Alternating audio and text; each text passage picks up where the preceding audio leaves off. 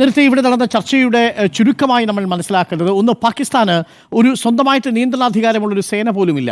പാകിസ്ഥാൻ യഥാർത്ഥത്തിൽ ഒരു വീക്ക് സ്റ്റേറ്റാണ്, ഡിസിൻറ്റിഗ്രേറ്റിംഗ് സ്റ്റേറ്റാണ് എന്നുള്ളതൊരു വസ്തുത നിൽക്കുന്നു. അവിടെയാണ് ഡോക്ടർ ഗോപകുമാർ ചോദിക്കുന്നത്, നമ്മൾ ആരോടാണ് ചർച്ച നടത്തേണ്ടത്? ലഷ്കർ ഇ തൊയ്ബയോടാണോ?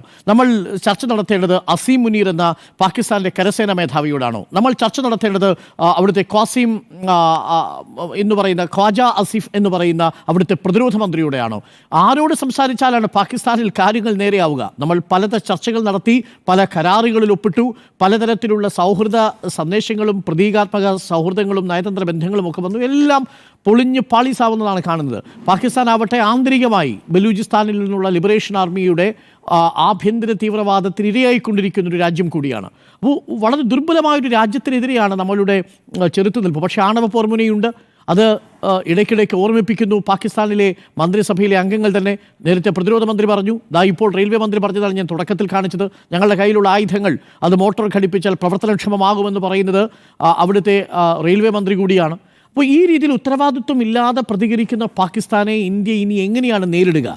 ഒരു നിയന്ത്രിത മിലിറ്ററി അറ്റാക്കിലൂടെ അഥവാ നിയന്ത്രിത സൈനിക നീക്കത്തിലൂടെ ചുരുങ്ങിയ പക്ഷം പാക് ഒക്കുപ്പൈഡ് കാശ്മീരിലെങ്കിലും ഭീകരവാദ റിക്രൂട്ടിംഗ് സെന്ററുകൾ തകർക്കുകയായിരിക്കുമോ നമ്മുടെ ലക്ഷ്യം? K P Fabian. എന്റെ അഭിപ്രായത്തിൽ ഒരു യുദ്ധം ഇന്ത്യ തുടങ്ങരുത്. അതേസമയത്ത് തന്നെ യുദ്ധസന്നാഹത്തിന്റെ ആവശ്യമുണ്ട്. പാകിസ്ഥാൻ യുദ്ധം തുടങ്ങുകയാണെങ്കിൽ തീർച്ചയായിട്ടും അതിന് വേണ്ട തിരിച്ചടി കൊടുക്കും. ഒന്ന്. രണ്ടാമത്, ആരോടാണ് പാകിസ്ഥാനിൽ നമ്മൾ സംസാരിക്കേണ്ടത്?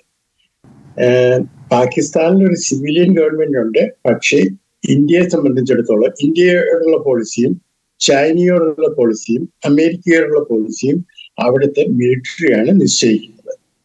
പക്ഷെ നമുക്ക് മിലിറ്ററിയുമായിട്ട് എൻ്റെ അറിവിൽ യാതൊരു കോണ്ടാക്റ്റും ഇതുവരെയും ഇല്ല.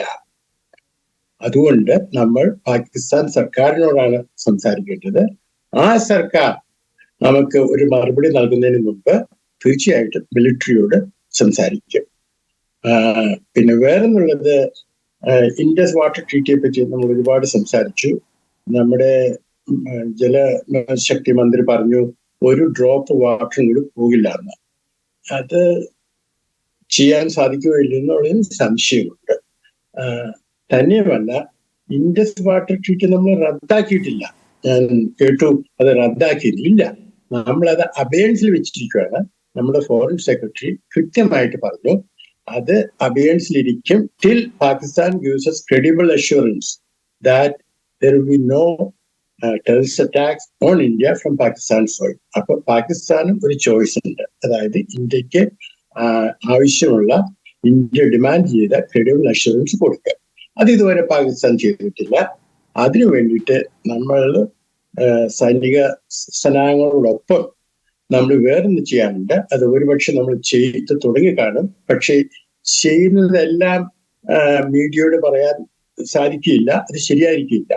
അതായത് വേണ്ടത് വാഷിങ്ടണിൽ നിന്നും മോസ്കോയിൽ നിന്നും ബെയ്ജിങ്ങിൽ നിന്നും ലണ്ടനിൽ നിന്നും പാരീസിൽ നിന്നും പാകിസ്ഥാന്റെ മേൽ സമ്മർദ്ദം ചെലുത്തി പാകിസ്ഥാൻ ഒരു പ്രസ്താവന പുറപ്പെടുവിക്കുക.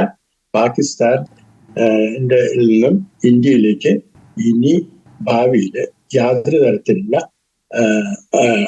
ഭീകര ആക്രമണങ്ങളോ ഉണ്ടാവില്ല. പിന്നെ വേറെന്നുള്ളത്, ഇതിന്റെയൊക്കെ പിന്നിലുള്ളത് ISI ആണ്, ഇന്റർ സർവീസ് ഇന്റലിജൻസ് ആണ്. അപ്പോൾ നമ്മൾ നേരത്തെ സർജിക്കൽ സ്ട്രൈക്ക് പറഞ്ഞല്ലോ. അപ്പൊ അവര് എവിടെയാണ് ഇങ്ങനെയുള്ളവർക്ക്, ഈ ഭീകരവാദികൾക്ക് സഹായം കൊടുക്കുന്നത്? അവര് എവിടെയാണ് അവരെ പാർപ്പിച്ചിരിക്കുന്നത്? അതൊക്കെ നമുക്ക് ചില വിവരങ്ങളുണ്ട്. അതായിരിക്കാം നമ്മുടെ ലക്ഷ്യം.